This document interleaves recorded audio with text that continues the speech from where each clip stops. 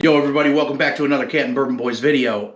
Just recently on our YouTube channel, somebody posted about a bourbon starter kit, something to get somebody jump-started in the industry. And today, on this episode of the Cat and Bourbon Boys, I am putting together my starter kit for you. Stay tuned for more.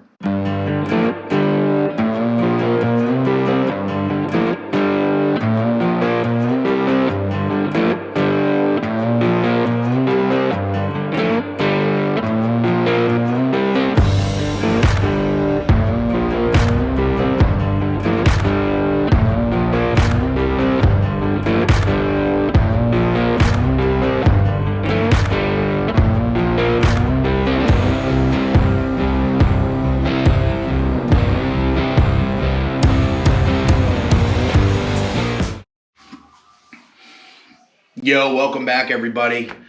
This is a common question that's always gets asked to YouTube, Facebook pages.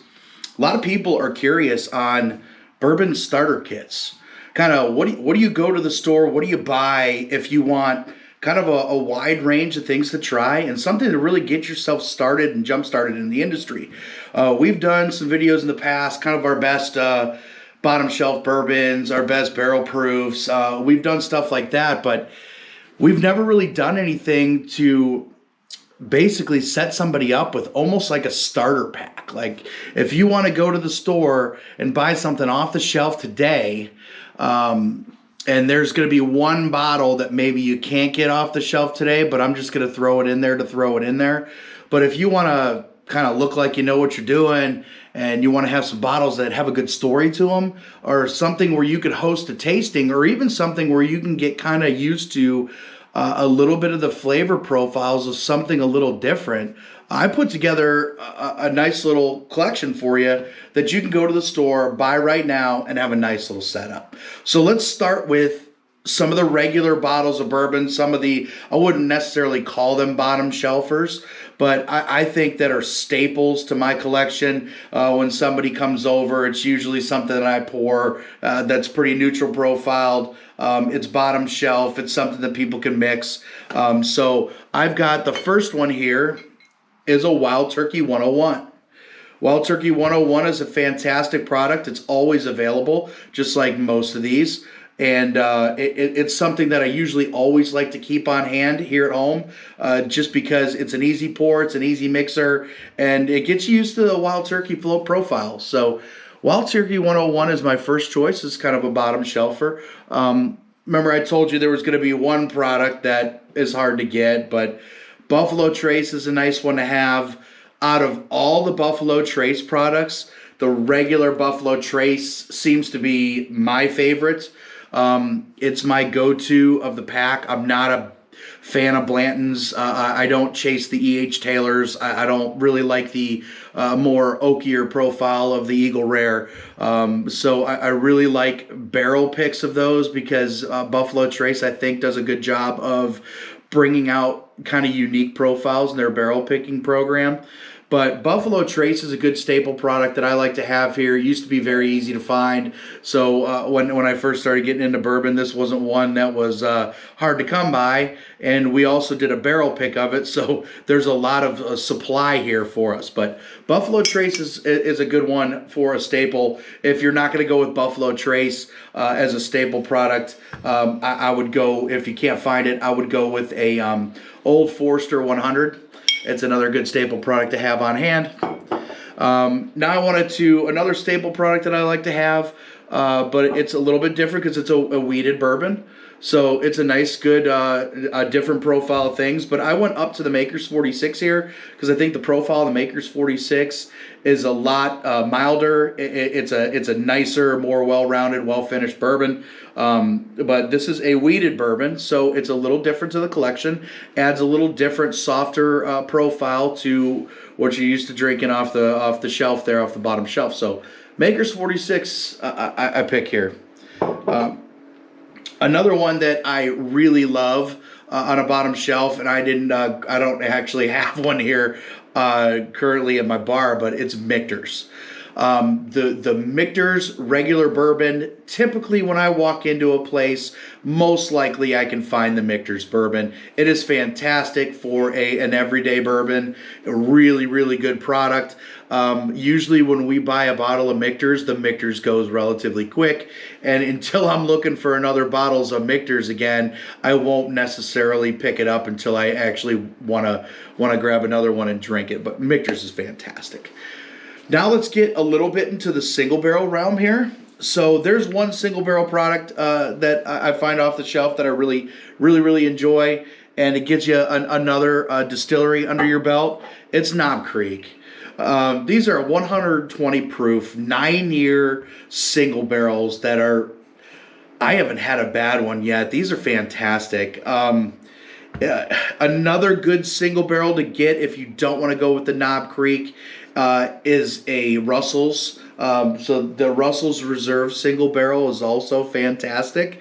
It's a toss-up between the two. I picked the Knob Creek because it gives a different flavor profile. It's also another distillery that you can add to your collection. So when you do tastings or things like that, you can have another distillery kind of basically establish your palate off of.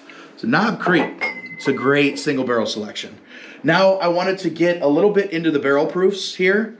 So another reason why I stayed away from Russell's is because I have another Wild Turkey product here. So Wild Turkey Rare Breed is, I think, one of the best barrel proofs on the market from a readily available standpoint. This is really, really good. You can't go wrong with the Wild Turkey Rare Breed. Usually everybody likes it. It's an easy sipper for the proof that it is, and it's fantastic to add to your collection as a barrel proof, so you guys can try it.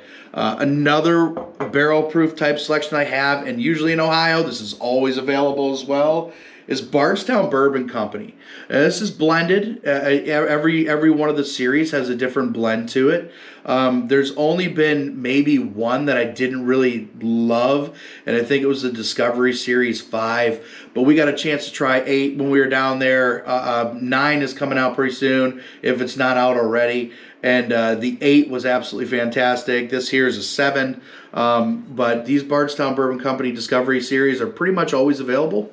And they're fantastic. It's a little more expensive, but it's something that you can pull out and try something more unique that a lot of people aren't just going to go to the store and rip off a $130 bottle. So it's nice to have. It's kind of like a beginner special occasion bottle, you could say.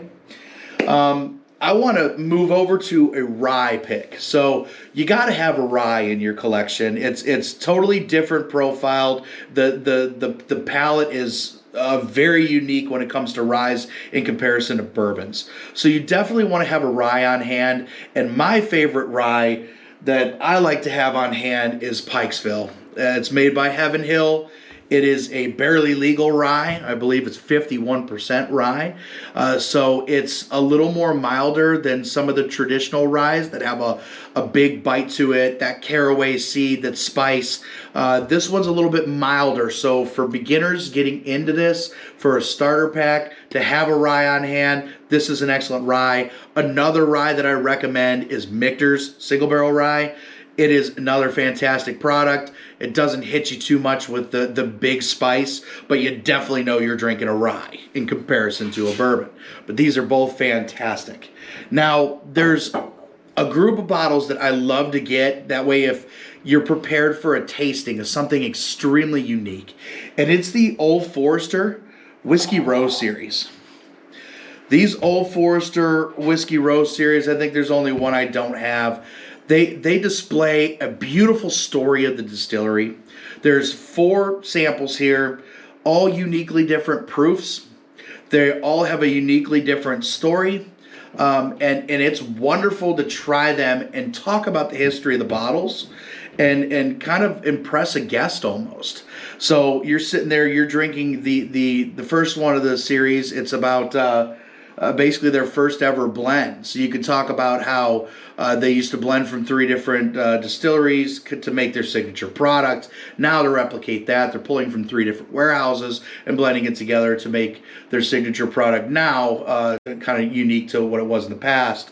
1897, you could talk about bottled and bond bourbons. Then you've got the 1910, which is a double barreled product, which brings a whole unique different profile out. And then you've got what they're replicating is almost like a barrel proof at the time at 115 proof with the 1920 Prohibition style.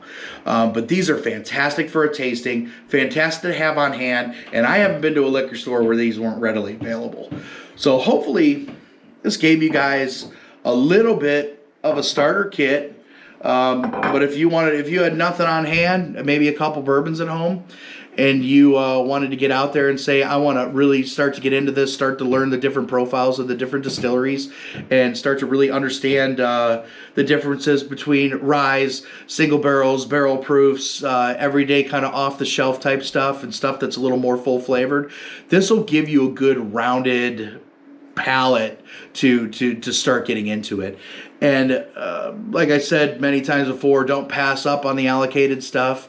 Grab it when you have the chance to grab it. But this is a good jump start to get you in. So hopefully you guys enjoyed this. Please like the video, comment below, and please subscribe and share. And hopefully you guys get out to the store and get some of these bottles. Thanks for tuning in.